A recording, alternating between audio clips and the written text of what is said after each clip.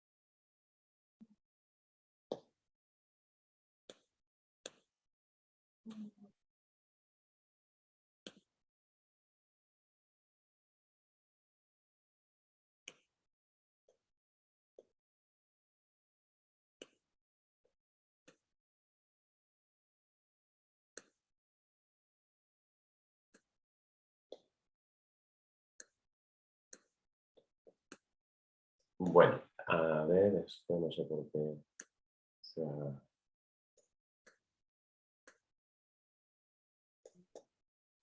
Voy a contarte que leí hace poquito que ahora los centennials nos discriminan a los millennials porque se nota que eres millennial cuando empieza una grabación y te tardas varios minutos en saber qué pasa.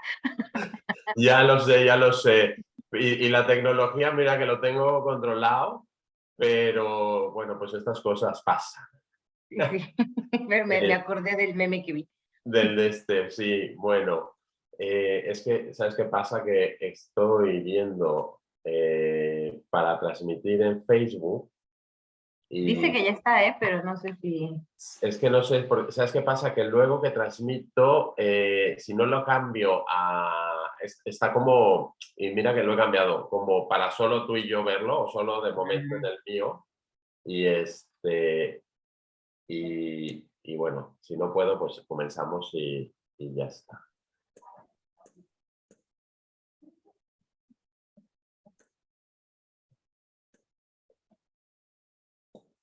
A ver, bueno, pues vamos a comenzar y si puedo, pues ya estamos. Bueno, pues bienvenidos todos los que nos ven desde aquellos lados de México, del continente americano. Buenas tardes aquí en España, en el continente europeo.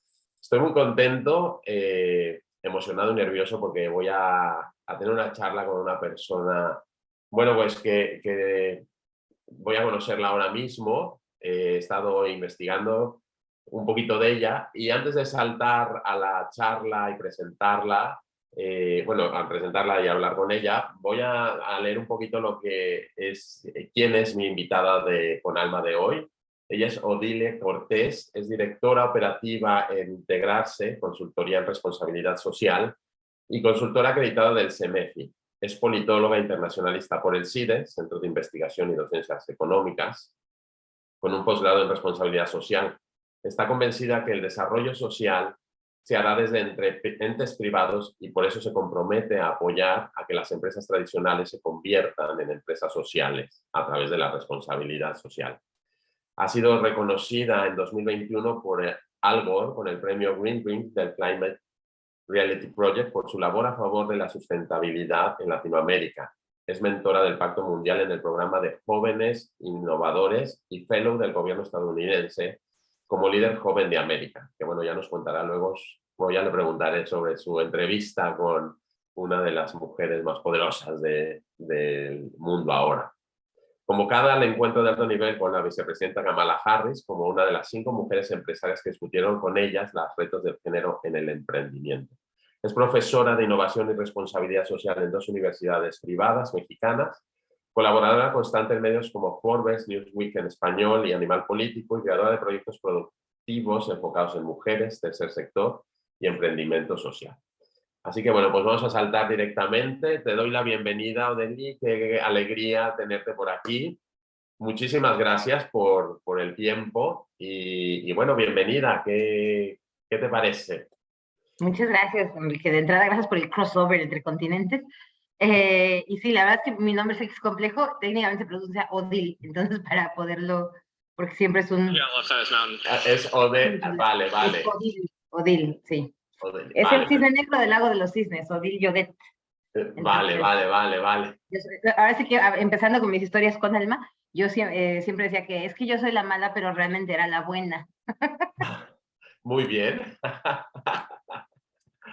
Qué bien, pues bienvenida. Y bueno, pues antes de, bueno, vamos a pasar a la parte de la charla y siempre me gusta, y si me lo permites, es si nos puedes contar tu historia brevemente en 10, 15 minutos, pero sí lo que nos quieras contar de esa pequeña, a ver si lo pronuncio bien, Odil, Odili, Odil, así nada más, sin la Odil, E, Odil. sí, Odil.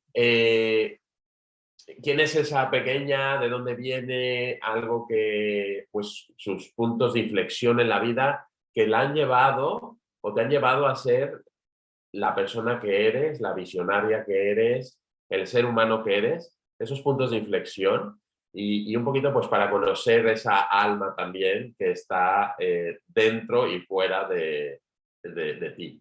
Así que cuando quieras. Oye, pues qué difícil hacer un recuento así de rápido. Y la verdad creo que ni siquiera lo tengo claro. Honestamente creo que pocas veces me siento a reflexionar en cuáles son las cosas que me han cambiado en la vida. O sea, hay algunas que quedan muy claras, ¿no? Estudié en una escuela católica casi toda la primaria, más bien casi toda mi escuela, mi etapa escolar. Tuve pues el privilegio de nacer en una familia de clase media mexicana que podía pagar con algunas dificultades, pero que podía pagar una escuela privada para sus dos hijos. No tengo un hermano mayor. Él sí era bastante más académico que yo y entonces estaba becado en un chorro de lugares, yo no tanto. Entonces, ¿no? Como que yo, conmigo sí tenían que pagarlo completo. Eh, entonces, estudiar en una escuela católica me hizo un poco como, pues, un poco la moral cristiana, y deja tú la culpa cristiana, ¿no? De tú que tienes, dale al otro. Y la realidad es que creo que eso es lo que me ha llevado durante mucho tiempo a pensar en eso, ¿no? Como una vez que entiendes el privilegio y que entiendes como, pues sí, no es tu culpa, ¿no? No lo pediste hacer con este privilegio, pero naces con un privilegio, ¿cómo puedes usarlo a favor de otros? Entonces, eso es lo que más creo que rige mucho de mi vida, ¿no? En estos tiempos. Hay una anécdota con una de mis amigas que nunca se va a olvidar porque ciertamente, ¿no? De esta situación de privilegio, una de ellas dijo, o dijo que estudiara una maestría para entender que había pobres. Me acuerdo mucho de esa frase, ¿eh? Porque pues mi maestría es en responsabilidad social y yo creo que sí fue hasta ese momento en donde me di cuenta que no tienes que esperar a tener el puestazo, yo quería trabajar en gobierno, estudié ciencia política, entonces sí la intención era como yo voy a estar ahí en la Secretaría de Desarrollo Social y voy a ayudar a todos los pobres del país, ¿eh? Y entonces empezar a entender que no necesitas llegar hasta ese punto, lo puedes hacer diario, ¿no? Y eso es de cómo significas la palabra. Y yo, la verdad, suelo usar mucho palabras que ya vemos como, no se le dice pobre, se le dice menos privilegiado, ¿eh? En inglés, además, muy claro, pues le dicen underprivileged. Eh, pues sí, pero me parece que es importante que también empecemos a dar valor a las palabras, ¿no? Y entonces, entre las cosas que también he descubierto a lo largo de mi vida, como siempre fui una niña gorda, y toda mi batalla contra la gordura me llevó en algún punto hasta casi morirme, literalmente morirme. Y hoy poder decir como soy una persona gorda y entonces que dejen decir, no estás gordita. No estoy gorda. O sea, eso es como la palabra y la palabra no tiene nada de malo por sí mismo, ¿no?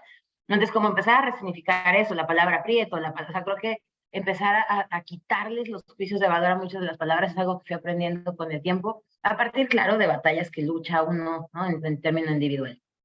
Después de estudiar en escuelas privadas y católicas, me voy a estudiar a una escuela paraestatal, entonces eso fue muy interesante porque conocí el otro lado que me había alejado mucho, ¿no? Amigos increíbles, pero que venían de un chorro de contextos distintos al mío.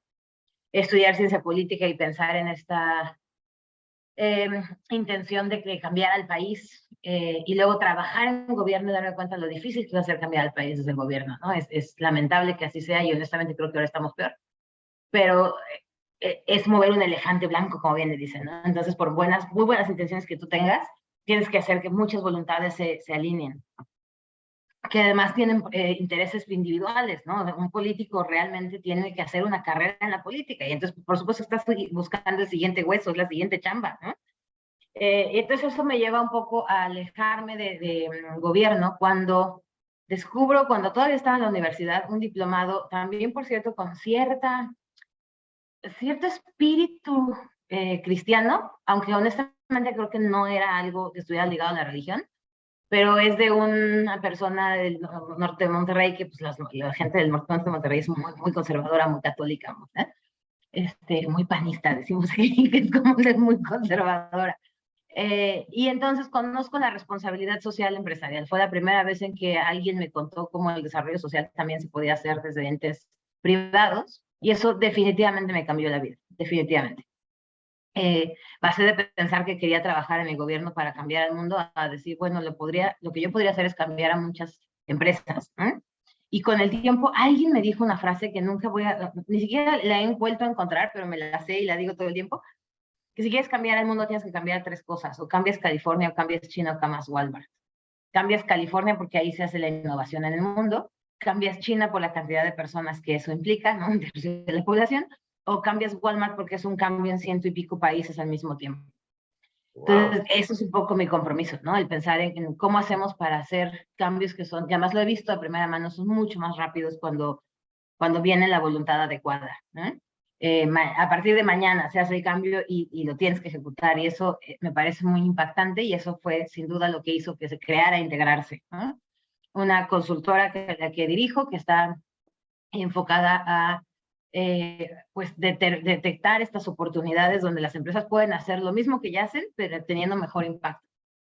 Que va de verdad desde el regalo corporativo, que ya te gastas tus 25 euros en una tontería, a invertirla en un proyecto social y que de ahí salga el regalo, ¿no? Hasta, pues sí, justo identificar en una comunidad en Veracruz que podría hacer la empresa con 2 millones de pesos para poder ayudar a la educación, ¿no? O sea, creo que cualquier esfuerzo es suficiente en ese tema, y creo que eso es mucho lo que he estado haciendo en el último par de años, por lo menos, y parte de eso que platicabas del año pasado, ¿no? El año pasado fue por mucho uno de mis mejores años, porque se conjugan en menos de un mes, sí, más o menos, dos meses, una cosa así, el reconocimiento a mi labor como empresaria y el reconocimiento a mi labor como activista.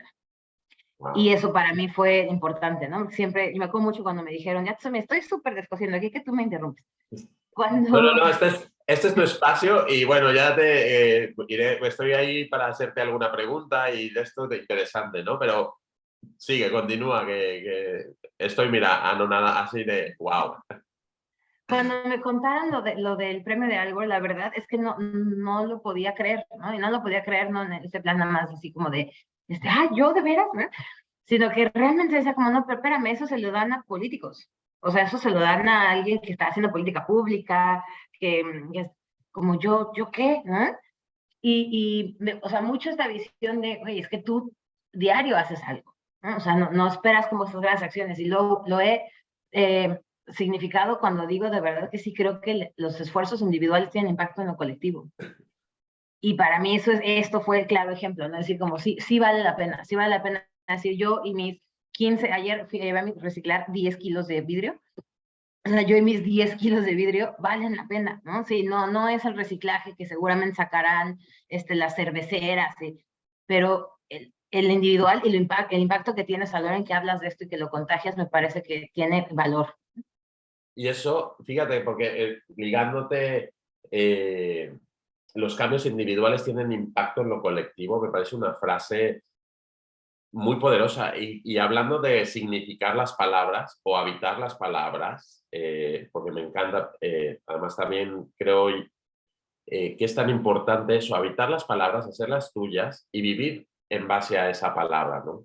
que tienes. De hecho, hay un filósofo, Luis Castellanos, que habla sobre esto, de cómo el poder del lenguaje te va a ayudar a transformar cuando lo utilizas de una manera consciente, ¿no? Y esto de los cambios individuales me parece tan interesante, tan poderoso, pero pero a la vez también, y lo digo conscientemente, y lo digo yo, a veces no me he creído el impacto que puede tener una simple acción en lo individual mía, como es, pues eso, ir a reciclar o no tirar basura. Y, pero ¿no crees que es difícil cambiar la mentalidad de la gente? Porque es como, o sea, es como, y yo lo pensaba antes de, bueno, pues un papel no pasa nada. como esa, y sí que pasa, ¿no? Es como esta metáfora de el aleteo de una mariposa en cierto lugar del mundo va a repercutir en todo, ¿no? ¿Cómo ves eso? O sea, ¿cómo, bueno, tú que ya estás viviendo y lo estás trabajando, pero ¿no crees que es difícil? Es como o sea, cambiar mentalidades y cómo lo llevas a cabo. Mira, yo sí creo que la gente no cambia si no quiere cambiar. Entonces, pero también creo que la gente puede cambiar, ¿no? O sea, no creo que estemos determinados a que esto que somos es lo que hay, ¿no? Entonces, mucho de mi labor es hablarle a aquellos que eran como yo, porque a ver, yo soy un humano común y corriente que contaminaba, que hacía comentarios discriminatorios, o sea, que tengo todas las cosas malas del mundo, pues, ¿no? Y lo que he hecho es filtrarlas dentro. Entonces, yo hago mucho la referencia, por ejemplo, que no es que yo no quiera decir, voy a hacer una expresión horrible que se usa mucho en mi país, ¿no? Pinche naco. O sea, a lo mejor mi interior lo piensa, pero lo que no puedo permitirme es que salga. Y entonces, eso es el cambio de actitudes. O sea, no estoy diciendo como sea una persona nueva, te estoy pidiendo ponte un filtro. Y entonces, claro que quieres tirarla, yo fumo, ¿no? Claro que quiero tirar la colilla, pero de verdad a veces me parece imposible. O sea, ya lo hice tantas veces que ya me daría mucha pena tirar una colilla. Y entonces acabo recuperándolas y las junto en un bote y las mando a reciclar, ¿no? Entonces, ¿qué es lo que intento hacer yo? Uno, he aprendido un poco, mis amigos dirán que no, pero he aprendido un poco a elegir mis batallas, ¿no? O saber a quién de verdad no voy a poder cambiar porque no quiere cambiar, porque no puedes cambiar a alguien que no quiere cambiar, punto. ¿Eh? Pero sí creo que hay mucha gente que no cambia porque no ha visto el big picture de lo que implica un cambio en el tema que sea, porque o sea, hago dos cosas muy claras, sustentabilidad y género. Entonces, cada vez que se me olvida que hay gente allá afuera que es tremendamente discriminatoria y perdón la palabra, pero cabrona, abro Facebook y me doy cuenta de los comentarios que ponen y digo como ya, ¿no? O sea, hay gente allá afuera muy, muy cabrón. Esa es la gente que nunca voy a intentar tocar, que no tiene sentido, que no lo voy a lograr. ¿Eh? ¿Quiénes sí voy a lograr? A estas personas que a lo mejor no saben qué significa la comunidad LGBT, que no entienden las letras, que no entienden por qué tienen que tener un día del orgullo, y que se los explicas y entonces probablemente entiendan, porque yo era una de esas personas. Porque a mí alguien me lo explicó y fue como, ya entendí, ¿eh? Y lo fui agregando. Y lo mismo me pasa con temas ambientalistas. Aquel que te dice, como, ay, de todos modos nos vamos a morir, ¿para qué te pones en ese plan? Ni siquiera lo intento. Tienes razón, nos vamos a morir, caray. ¿Eh? Pero sí hay, y te voy a decir algo, me vine a vivir hace un año a Monterrey. Monterrey es un estado, una ciudad en el estado de Nuevo León, en el norte del país, que pues no se distingue mucho por ser muy ambientalista, ¿no? Hasta que nos faltó agua, y nos faltó agua por eso y acabo de organizar una fiesta el fin de semana ¿no? por una prima. Y el punto es que les puse 3 jacales para dividir la basura. Y al principio, las primeras veces que lo hacía yo aquí en Monterrey, como que sí encontraba todo mezclado y a la gente le valía un poco un gorro lo que yo hacía. Este sábado me dio mucha risa porque literalmente había o sea, estaban bien divididas. ¿Eh? Y un amigo regio se volvió y me dijo, ay, lo lograste, ya nos educaste. ¿Eh? Eso para mí es el poder del contagio. O sea, el decir, este es el círculo, ciertamente es un círculo pues clase mediero, porque es el que tiene, siempre lo digo y lo digo hasta en mis clases, the time and the money, ¿no? O sea, somos el tipo de gente que tiene el tiempo y el dinero para sentarse a pensar qué más puedo hacer. La base de la pirámide no se puede dar ese lujo muchas veces y entonces como que llegar a hablarles de, mira, separa tu basura antes de que tienen que comer, ¿no? Claro. Entonces, para mí eso creo que es el objetivo, la clase media que tenemos privilegio y que ese privilegio lo podemos usar para sentarnos a pensar, ok, ¿qué más puedo hacer? ¿Qué podría estar dando? Entonces, eso para mí es mi objetivo en la vida, ¿no? Y cambiar, pues sí, a la clase media, que somos menos, que vamos luchando contra corriente, como lo quieras ver, pero que creo que tiene más posibilidades de cambio que como los dos polos, por así decirlo. ¿Y crees que esa masa, vamos a llamar, esa pequeña masa de clase media, impregne después a través de, a largo plazo, a la base y al pico de la pirámide? ¿O cómo podemos para que todo mundo, quiero decir, todo mundo que quiera cambiar, pero yo también estoy convencido que todos tenemos la posibilidad de cambiar, que todos estamos cambiando constantemente. Quien niegue que no podemos, que soy yo igual o que no hay ningún cambio, yo creo que no, no No ha se ha visto vivido. el ombligo, diría mi madre. Exacto, ¿no? Pero yo creo que la vida es un cambio, estamos las 24 horas cambiando constantemente y tenemos esa facilidad también de por lo menos sentarnos, pensar y decidir si quiero cambiar o no, si quiero cambiar mi perspectiva o no, ¿no? Pero sí que a mí lo que me preocupa es, en cierto sentido, preocupa, me refiero a cómo podemos llegar, por ejemplo, a la base o a los ricos, ¿no? A los que tienen y manejan el cotarro, como se dice aquí. Eh, Porque si no veo que, bueno, vamos nosotros, pero luego al final esa es mi impresión, ¿eh? Y por eso lanzo esta pregunta. ¿Crees que con estas acciones también podamos contagiar esa masa mental y al final podamos esparcir toda esta conciencia pues desde tu ámbito, ¿no? Desde la parte de género, que me parece maravilloso, súper valiente? Y género me refiero pues desde el LGTBI, desde también a la aceptación de tu cuerpo, que también me parece o sea, el feminismo, todo este movimiento también me parece súper importante y me parece además apasionante, ¿no? Porque es donde se están gestando. Y también en la cuestión de medioambiental, ¿no? Porque yo creo que estamos ya en el punto, si no lo hemos pasado, que ya lo pasamos ya, ¿no? De no retorno, ¿no? De que el mundo, o sea, lo estamos cargando. Entonces, ¿qué pasa con eso? O sea, ¿qué pasa de esas acciones que hacemos como clase media?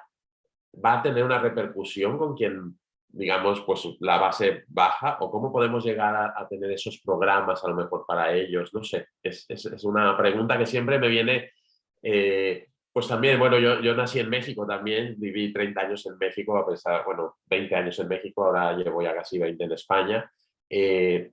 Y es ese constante pensar cómo podemos llegar a más gente, ¿no? Y no digo, por ejemplo, en México, en la clase baja o eso, sino aquí en las sociedades europeas también, que supuestamente son primer mundo, que bueno, eso es muy discutible, pero que también no hay una conciencia, ¿no? Mucha sociedad no tiene esa conciencia. Creo que, entrada, ¿no? Cuando hablo de clase media, creo que estoy hablando de clase alta, ¿eh? Porque por lo menos en México la pirámide está muy baja, muy ancha abajo y muy corta arriba. Entonces, en México ya desde un ingreso, pues sí, más o menos de 1,000 euros, si no es que menos, ya se considera clase alta, ¿no? Esa es la realidad. Y eso pone a mucha la gente con la que me relaciono, los empleados de las empresas con las que trabajamos, en esa posición, ¿eh? Claro que no se ve porque tienes a Slim, entonces todo el mundo pensaría como yo quiero ser así de rico, ¿eh? Pero el primer paso es entender esto, ¿no? Tu privilegio y cómo tu posición sí está privilegiada respecto a otras, ¿eh? Y en ese privilegio va todas las cosas. O sea, como hombre estás privilegiado respecto a una mujer, como persona educada estás privilegiado respecto a alguien que no lo está, etcétera, ¿no? Esos privilegios. Entonces sí creo que se pueden influenciar hacia abajo, sí, porque además es jugar el juego macabro, ¿no? Estos privilegios hacen que tengamos acceso a espacios que los demás no tienen, pero eso significa que también puedes modificar los espacios de los demás, para bien y para mal. Tú puedes hacer que el juego sea tan perverso que el de abajo nunca llegue, o puedes facilitar el juego para que el de abajo esté. Y en ese sentido, creo que el esfuerzo es hacer que se generen leyes, se generen empresas, se generen instituciones que obliguen a la mejora de la humanidad en todos los aspectos, ¿no? Entonces, ejemplos claros. Si yo en mi posición de privilegio puedo estar influenciando por ejemplo, yo doy clase en el TEC de Monterrey, una de las mejores universidades en México y la más cara. Si yo desde mi privilegio respecto a otros puedo educar a quienes tienen más privilegio que yo, porque lo tienen, ¿eh? Y hacer que ellos hagan empresas que en el momento, y ya me ha pasado, si tengo 2 o 3 exalumnos, de hecho tengo un exalumno que trabaja conmigo, o sea, ya he tenido exalumnos que me dicen, ya estoy aquí, ahora cómo lo hago más responsable, ahora cómo lo hago. Ahí me parece que ya gané y ya ganamos, porque lo que hice fue influenciar el juego para que el juego sea más positivo. Claro que influencia a una persona sobre, ¿no?, millones, pero pues es un poco lo que vas haciendo, como intentar hacer este inception, ¿no?, de modificar el juego para que el juego no sea tan perverso. Por un lado, ¿no? Temas de quiénes llegan a hacer generar leyes. Pues la verdad es que veo poco probable que una mujer indígena de una comunidad en la sierra de Oaxaca tenga acceso a modificar leyes. ¿Qué pasa? ¿No? Tenemos grandes ejemplos de mujeres indígenas en esos lugares, pero como es menos probable, quienes sí tenemos el acceso a esas leyes, quienes sí van a estar haciendo política, influenciar a esas personas para que modifiquen las leyes y entonces sí ayuden a la señora de la sierra, aunque no sepa leer, aunque nunca haya votado, aunque eso es parte de la apuesta, ¿no? De lo que podemos hacer. Entonces creo que es entender desde tu punto, o sea, este punto en el que estás, cuál es tu círculo de influencia y qué sí podrías hacer. Y, a ver, estos fueron ejemplos grandes, ¿no? Modifica una empresa, modifica la ley. A ver, tú con tus cuates, la próxima vez que se junten, sé el punto de influencia para decir, güey, ¿podemos no hablar de sexo? ¿Podemos no cosificar a las mujeres? ¿Podríamos separar nuestra basura? Ese es mi punto de influencia. Son 20 güeyes, ¿no? No sé, no es el resto del mundo, ¿no? Pero esos 20 fulanos que estuvieron aquí el fin pasado, pues se fueron pensando, dejé mi botella de vidrio en donde debo y mi botellata en donde debo. Y tan, ¿no? Entonces creo que tengo un tatuaje aquí que dice Seek and Persist. Y creo que es una de las cosas que más me identifica de verdad. O sea, soy muy persistente por no decir necia.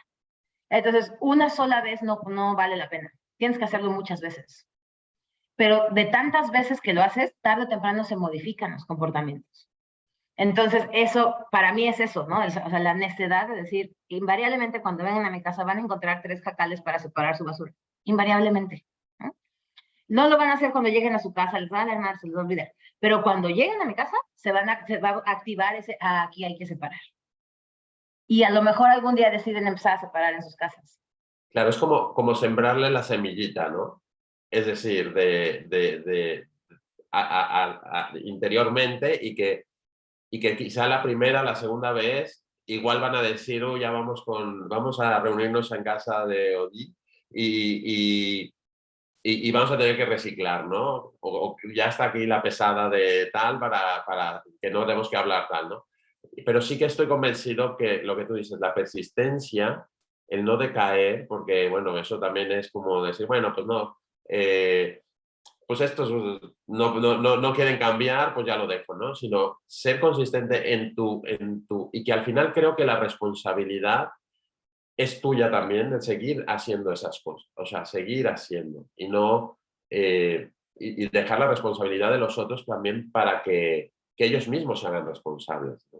Pero sí que creo que es esa parte y esa labor pues que me parece magnífica y que además, bueno, pues cotillando, como se dice aquí, investigando en tu página, en los programas, además en un reel de Instagram, me encantó esto de género, bueno, que vamos hablando de género y sustentabilidad, que me quedé sorprendido muy gratamente cuando explicaste lo de esto del ella, porque parece ser que hubo un caso en México de una chica, ¿no? Que no le respetaron el que ella quisiera hablar, ¿no?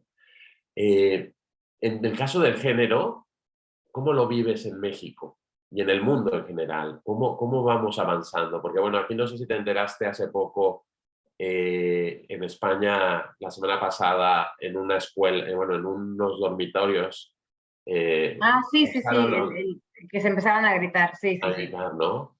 Y a mí me impacta mucho cuando los comentarios de gente que está en las tertulias, pues hay gente que lo justifica como, bueno, pues esto es un rito y es una Es un costumbre. fracasado, porque sí, sí, claro. Y dices, madre mía, o sea, y es gente que va a gobernar o que va a dirigir o son los futuros líderes, ¿no? Y si ya inculcamos, o sea, si no hacemos un cambio de mentalidad, qué difícil. ¿Cómo lo ves esto? ¿Cómo vamos avanzando a nivel de género de todo, ¿no? Desde, bueno, y también las minorías y tal, ¿no? Porque aquí en España también se vive mucho, se sigue aumentando pues, todos los casos de violencia bueno, no de género, pero también de la homofobia, ¿no? Creo que, o sea, ha habido muchos avances, evidentemente, porque ciertamente las generaciones nuevas están siendo educadas por quienes empezaron con estos cambios, ¿no? Entonces, yo sí tengo un par de alumnos que son mucho más cerrados, por ejemplo, y lo veo más, del norte del país es muy conservador, repito, ¿no? Entonces lo he visto mucho aquí el contraste. La Ciudad de México le llamamos la ciudad de las libertades, por eso, ¿eh?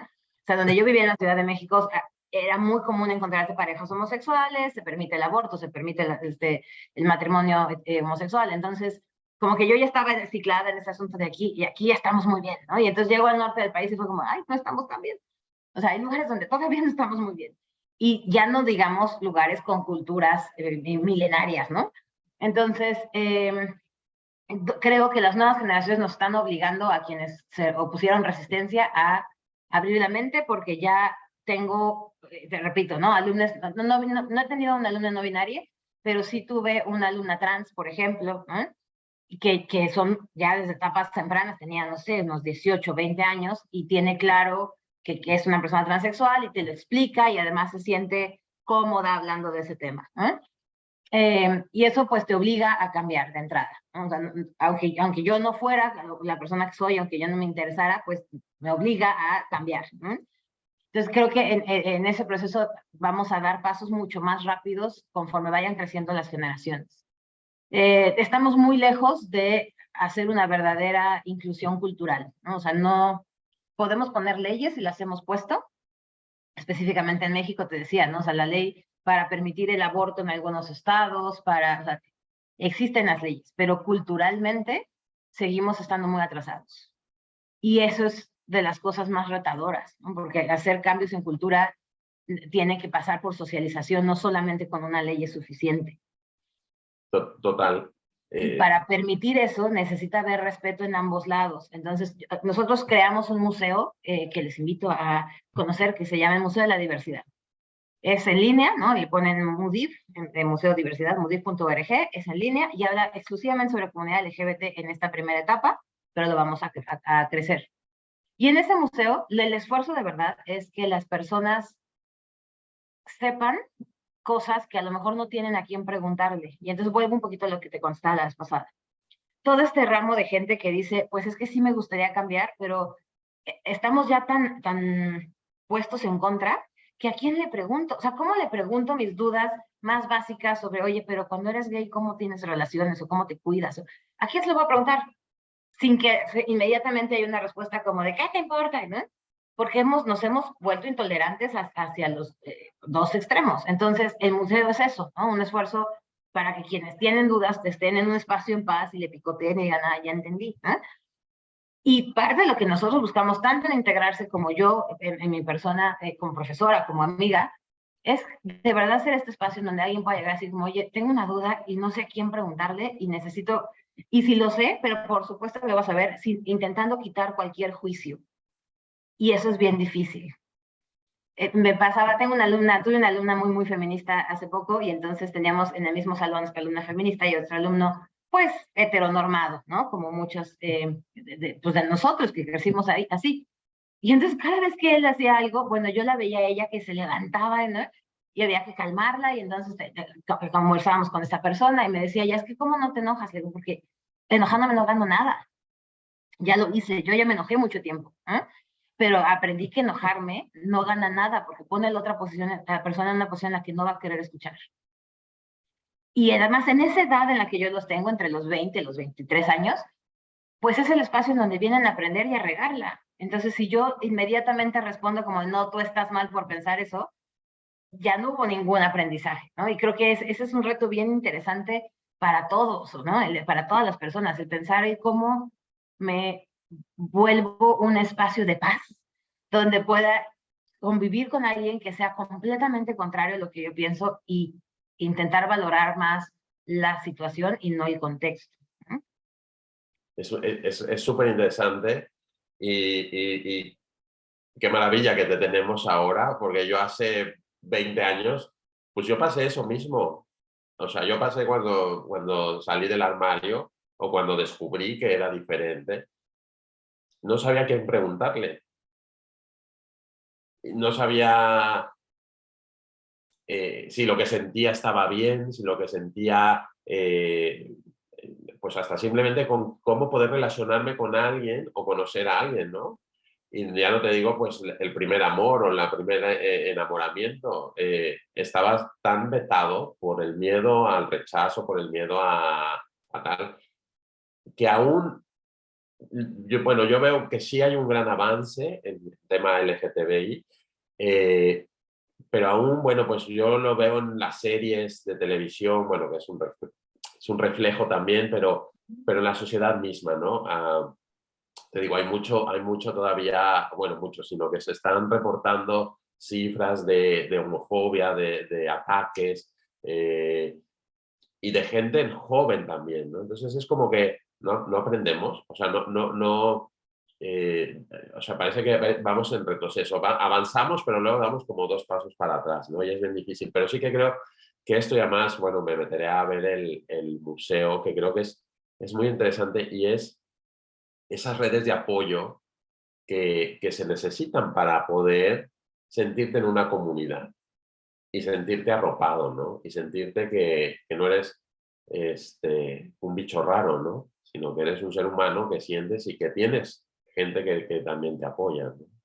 Y cuéntame Fíjate que a más. mí me preocupa en esta globalización, me parece que pasamos de lo muy nacional a esta globalización y entonces ya nos asustó ser tan diversos y entonces estamos volviendo a cerrarnos, ¿no?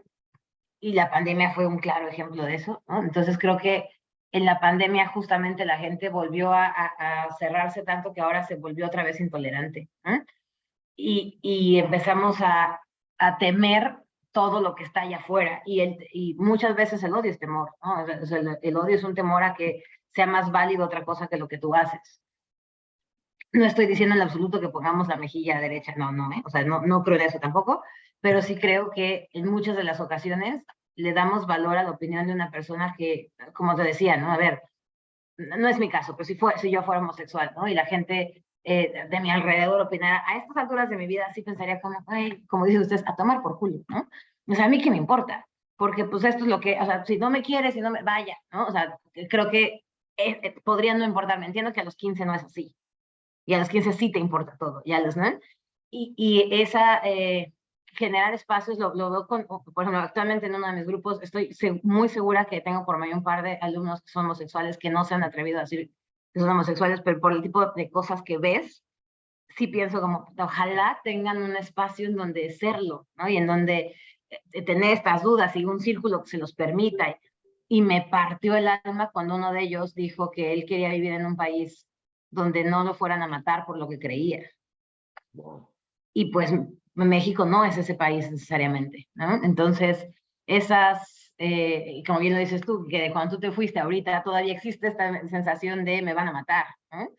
Entonces, ¿cómo generar las condiciones? Creo que eso es, por eso te decía, hay una parte en donde tiene que ser leyes a fuerza, tiene que ser un Estado de Derecho, pero también tenemos que empezar a generar humanos más tolerantes y más sensibles, ¿no? Y eso sí lo van a generar en círculos familiares.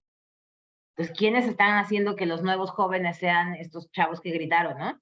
¿Quiénes generan que los chavos gritaran a sus papás? Punto. Porque son los que son del ejemplo que vieron, son de las cosas que hicieron, es el espacio que no tuvieron, o sea, creo que también por eso decimos mucho esto de que la maternidad o la paternidad debería de ser deseada o no ser. Porque cuando no es completamente, para que sea deseada tienes que saber lo que significa. Y a veces es el paso que sigue, ¿no? Y creo que ahí es donde acabamos haciendo humanos, pues, no ideales, por así decirlo. Pues fíjate que ahí hace mucho tiempo, en un curso de psicología transpersonal, le llamaban, hablábamos de esto, o sea, y ahí yo entendí que así como tenemos una vocación profesional o un porqué de tal, en la vida privada también tenemos una vocación.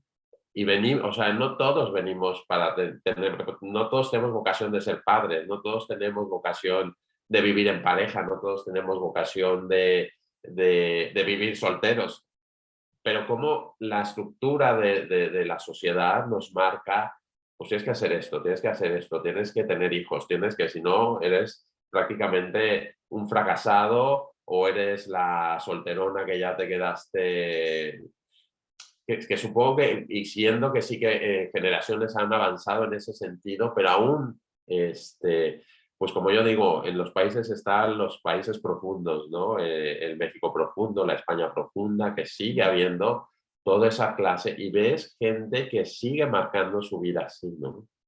que por cumplir un estatus, una situación familiar, pues prefieren eso a vivir su vida, ¿no? Y es triste y es difícil y también qué duro. Pero retomando lo de los grupos o el grupo este, me parece tan importante el que se construya, ya no solo a nivel, sino en general, ¿no?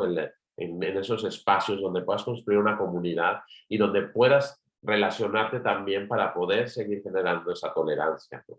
El poder seguir diciendo, bueno, pues no me asusta lo diferente, al contrario, me encantaría conocerte y conocer tu, no sé, o sea que te felicito en ese sentido y me parece extraordinariamente maravilloso.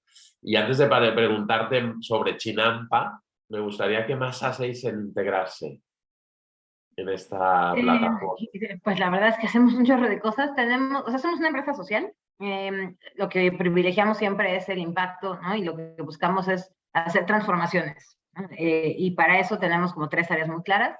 Trabajamos con las empresas ya tradicionales, las empresas que ya existen, para que identifiquen sus objetivos socioambientales y qué podrían estar haciendo, que te decía, ¿no? Como qué más podrías hacer desde la empresa.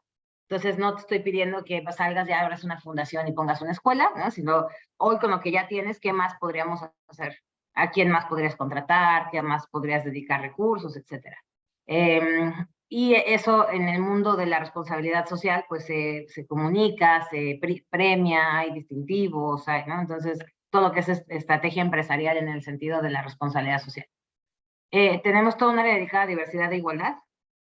Acompañamos a las empresas, pero también tenemos proyectos para mujeres, proyectos para grupos vulnerados. Las acompañamos en identificar eso, ¿no? El cómo ser espacios de igualdad y cómo eliminar las barreras para esta igualdad, tanto como empresas o como sistema, ¿no? Como ¿por qué las mujeres no emprenden? Bueno, pues hagamos algo para que puedan emprender, etcétera, ¿no? Y tenemos un área de medición de impacto social. Entonces, pues sí, queremos medir ello. Entonces, eso es a muy grandes rasgos, ¿no? Lo que hacemos en redes sociales, por ejemplo, es cada mes tenemos un live donde hablamos de algún tema, buscamos dar difusión a quienes lo están haciendo bien. Creemos que hay muchas malas noticias allá afuera y nuestro intento es dar las buenas, ¿no? Y tener como este esquicio de esperanza de decir como, mira, hay una empresa que sí hace algo positivo, ¿no? Y a eso nos dedicamos en términos de lo que publicamos de la empresa hacia afuera. Qué bien. Y solo la recepción de las empresas, ¿sí crees que hay un compromiso sincero, duradero, o crees que es una moda esto de la responsabilidad social, medioambiental y tal? La verdad es que he visto ambas, ¿no? Que creo que las empresas no existen. Entonces, están hechas por individuos.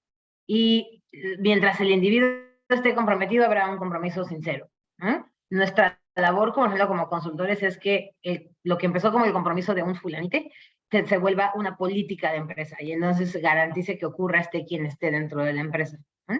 Pero sí, la mayoría de las veces, honestamente, empieza por, a ver, yo lo he dicho varias veces, yo no creo que la gente haga nada desinteresadamente, ni yo, ni la Madre Teresa, ni, o sea, todos hacemos las cosas porque tenemos un interés último. Entonces, creo que todas las empresas lo hacen porque tienen interés de generar, ser una ventaja competitiva, estar dentro de cierto grupo, o sea, y está bien, ¿no? Así lo hagas porque es moda y todos mis amigos lo están haciendo, está bien. Lo que tenemos que asegurar, por lo menos desde integrarse, es que lo hagas bien. Porque tampoco se trata de venir a maquillarse las pestañas y decir que lo estás haciendo padrísimo, ¿no? Vamos a venir a hacerlo bien y a intentar cambiar las cosas y esperar que eso dure, ¿no? Pero las empresas más no duran. A mí no me interesa si la empresa sigue siendo responsable o no. Me interesa que los 300 empleados que tienen ahí sean responsables. Claro, claro.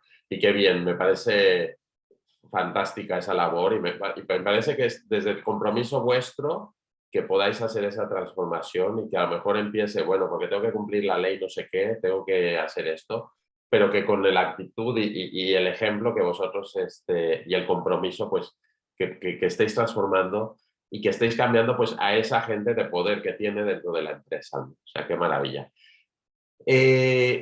Bueno, cuéntame un poquito de Chinampa. Tenemos un grupo padrísimo. Empezó pues hace un año y pico, ¿no? Cuando Ale yo la conozco, Ale Martínez, ¿no? La conozco, justamente las dos estábamos, no me acuerdo si estaba como mentora, pero estábamos trabajando en un proyecto de Pacto Mundial, que es una iniciativa de la ONU, y conforme nos llevamos muy bien en el inicio, y conforme pasó el tiempo, un día me escribió en la pandemia, parece como, oye, estoy pensando en hacer este grupo de mujeres enfocadas en temas de sustentabilidad, ¿no? Porque lo que sí, y tú lo sabrás también, hay muchos más hombres en los temas, sobre todo de sustentabilidad, porque está asociado a lo ambiental y por lo tanto a la ingeniería, ¿no? Y entonces mujeres en STEM, no hay la misma cantidad. Donde se habla un chorro de mujeres en temas de recursos humanos y de temas de filantropía, ahí sí somos un chorro. Entonces, justo la labor de Ali, de Chinampa, o sea, Ale se junta con Iraís y con Babs en algún momento, y se genera este grupo que lo que busca es, o sea, que para mí es el ejemplo más claro de lo que es la sororidad. ¿Mm? O sea, estamos ahí varias mujeres que no nos llevamos entre nosotras necesariamente, algunas ni nos caemos bien, ¿no? Pero sabemos que nos conviene a todas ser un grupo vamos a llamarle choque, ¿no? Un grupo que mueva al mundo. Y entonces, ¿qué sí pasa? Que se generan estas conexiones de confianza importantes, ¿no? Donde ayer pasó, de verdad parece broma, pero alguien nos empezó a seguir a varias de las de Chinampa en LinkedIn, y entonces el poner a alguien, oigan, ustedes lo conocen, no, yo no, y entonces esta sensación como de arroparte y de todas decir como, no, no, ese seguro, ven, ven, te vamos a cuidar, ¿no? Eso es Chinampa para mí, eso definitivamente es Chinampa, ¿no? Esta generación de confianza y tener un espacio en donde justamente te sientes muy libre de preguntar lo que no sabes, de como buscar el conocimiento en otros, y es una garantía. Yo pertenezco a un chorro de grupos, la verdad, de muchas cosas, ¿no? Por justo los Young Leaders of the Americas, esta fellowship del gobierno americano se parece mucho en ese sentido, ¿no? Son emprendedores y siempre nos buscamos entre nosotros, pero a diferencia de otros grupos, entre emprendedores me pasa mucho que siempre nos andamos midiendo las narices, ¿no? Yo soy aquí Don y lo hice muy bien, y el otro no, yo también lo hice muy bien, ¿no? Y entonces, de Chinampa me gusta que pocas veces ves eso. Es mucho más al revés, ¿no? O sea, es mucho más es que esto no supe cómo hacerlo, o alguien sabe dónde lo encuentro, ¿no? Y creo que eso genera mucho valor, porque no, esta falsedad del heteropatriarcado de que las mujeres son juntas ni difuntas, o las mujeres se pueden hacer daño pero nunca se despedazan. O sea, estas frases donde nos pintan a las mujeres juntas como un foco de violencia, se dirime en un espacio como Chinampa y te das cuenta que no es así, no necesariamente es así. Qué maravilla, sí, a mí me encantó. Yo estuve trabajando en el ADN de Chinampas, bueno, que estaban ahí formándolo, y de ahí surge la relación con Iraís y con Ale, y la sigo y me parece algo, y ahora tengo la oportunidad de estar conociendo a personas como tú dentro de Chinampa, y que están haciendo una labor no solo dentro de Chinampa, sino dentro de su área, y siendo esta transformación humana, vamos a decirla, porque creo que es eso y me encanta esa parte. Yo me voy a quedar con los cambios individuales, tienen impacto en lo colectivo, y creo que sí. De hecho, cuando yo estudié Relaciones Internacionales para querer entender al mundo, al final mi conclusión es, para poder entender al mundo tengo que entender al que dirige el mundo, o al que dirige el país, o al que dirige una oficina. Si no lo entiendo, por mucha teoría de las relaciones internacionales, quien toma las decisiones es un ser humano. Claro. Entonces, me parece increíble. Bueno, vamos a pasar a la última parte de la entrevista, que es un examen que te voy a hacer, no es cierto. Te voy a hacer una serie de preguntas sencillitas, y que salga, esto es de lo primero que te salga y que quieras compartirnos. Así que si estás lista. Vale, pues la conexión con alma es... La conexión con alma es introspección. Muy bien. La vulnerabilidad es... Humana. Humana, perfecto. En un momento de confianza, ¿a qué te sabe la confianza?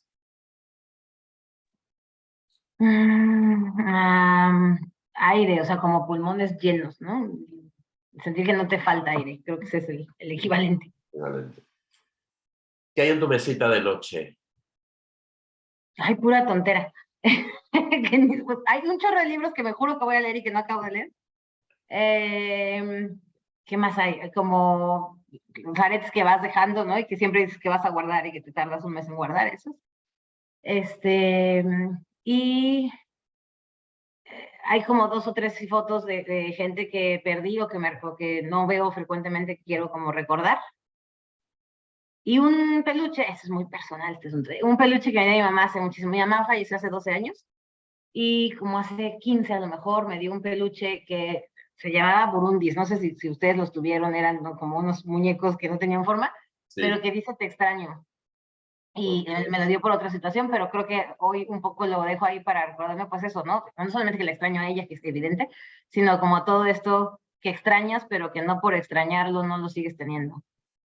Qué maravilla. Menciona tu película favorita. Mi película. Ay, es que veo muchas películas, entonces no sabría decirte una favorita. Tengo el mal de que no me gusta repetir películas, entonces no soy de esta que he visto 1000 veces, ¿sabes? No me pasa tanto. Si tuviera que elegir una, a lo mejor sería The Sound of Music. ¿Cómo se llama? La novicia rebelde. La novicia rebelde. Por lo que me recuerda familiarmente, ¿no? Ya ahora que la ves, como me pasa con muchísimas cosas, ahora que los ves con el ojo del feminismo, ya todo te sabe muy mal. Pero pues bueno, tenemos buenos recuerdos de esa película. Dejemos el juicio de valor ahí para poder disfrutarla, ¿no? Sí, Sí, sí. pero sí. Un momento que recuerdes que te ha llenado de felicidad. Un momento que recuerde. Hay cosas muy simples como haber estado con mis sobrinos, ¿no? En estos, como un parque de diversiones hace cosa de unos meses, que me acuerdo que fue como muy pleno. Debo decirte, y esto suena sangrón, pero tengo mucha suerte y hace muchos años que soy muy feliz. Casi todos los días. Hay una frase de Sex and the City que me gusta mucho porque dice, yo no soy feliz todo el día, pero sí todos los días. Y creo que eso me pasa, ¿no? O sea, como que momentos que me llenan de felicidad sí pueden ser un chorro, muchos, muchos de verdad, como Pues en todo el día, ¿no? te voy a comentar una cosita porque es como que, y lo hacemos todos, ¿no? Como que no nos sentimos merecedores de eso porque lo acabas de decir como, ah, bueno, es que es una frase así como que tal.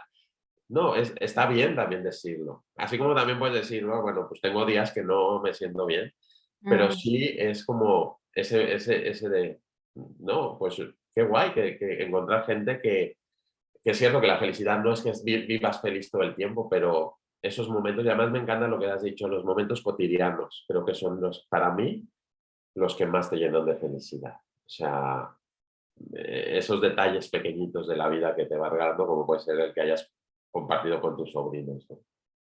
Qué maravilla. ¿Cuál es tu comida favorita? creo que la tailandesa. La verdad es que no soy tan clavada en temas de comida, pero la tailandesa es en general algo que me gusta, pero además creo que es el contexto con quien comes, ¿no? O sea, yo de verdad podría comer atún todos los, bueno, el atún no soy tan fan, pero ponte que sí, o sea, sí podría comer atún todos los días y me valdría gorro. O sea, es más como un tema del contexto alrededor de la comida. Muy bien. El último libro que has leído. ¿Qué le acabé? Es que justo ayer hablaba con una amiga, es que leo mucho para lo que me dedico. Estoy leyendo un libro que se llama Less is More, que habla sobre el decrecimiento y tiene un rato que me estoy cuestionando el asunto del éxito, cómo medimos el éxito. Entonces, parte de eso, ¿no? O sea, el libro un poco, si bien habla de cambio climático, pero sí es esta idea de que entre más fijemos la idea de éxito en tener riquezas, más recursos nos echamos. Y además más infelices uno, sinceramente. Entonces, creo que ese libro me está gustando mucho. Antes de ese leí varios, o sea, leo muchos de feminismo, de género, ¿no? Como de estos temas. Eh, pero hay uno que se llama Sabias, que habla sobre las mujeres que fueron ignoradas a lo largo de la historia en la ciencia. Y Wow. uno muy similar que se llama Mujeres, Brujas y Prostitutas, y como muchas de las mujeres en la ciencia pues eran tildadas de bruja y entonces por eso no sobresalían, ¿no? Entonces esas son las cosas que más he leído últimamente. Qué maravilla. Qué maravilla. Bueno, esta pregunta, pero ¿qué es para ti el éxito? Porque, claro, todos nos cuestionamos y para Odile, ¿qué es el éxito? Eh, pues hoy lo estoy pensando como irme a dormir todos los días contenta con lo que hice en el día. Como esta idea de satisfacción, ¿eh? En términos de lana, te voy a ser muy honesta, yo sí crecí en una familia en donde había que tener un coche último modelo, había que demostrar el éxito, ¿no? Y esas son las cosas que más me fregaron en la vida, porque a la hora de tomar esta decisión, uno no se hace rico de hacer responsabilidad social, ¿eh? O sea, esto no es una carrera en donde te deje millones. Entonces, el poder empezar a medir verdaderamente qué es lo que yo quiero y cuánto es lo que quiero. Justo la frase que he estado dando es cuánto quiero ganar para seguir viviendo en paz.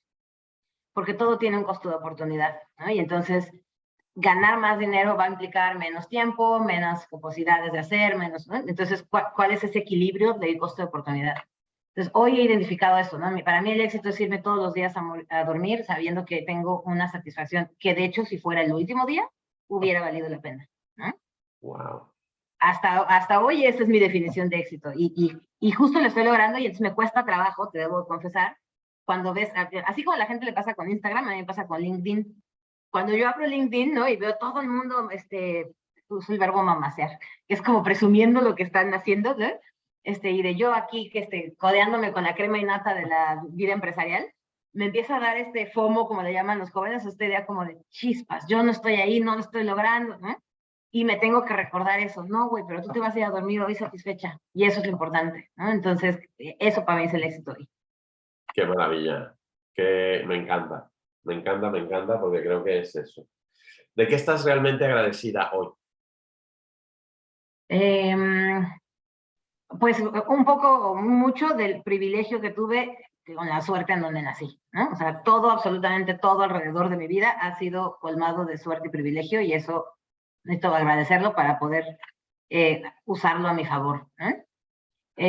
Y sí creo que estoy muy agradecida de mi capacidad de unir gente, porque de eso vivo, ¿no? De poder decir como, yo conozco una persona que hace tal, o sea, eso que seguramente es algo heredado, es algo que agradezco todos los días porque me da satisfacciones también. Qué maravilla. Bueno, ¿y cuál es tu verdadero porqué?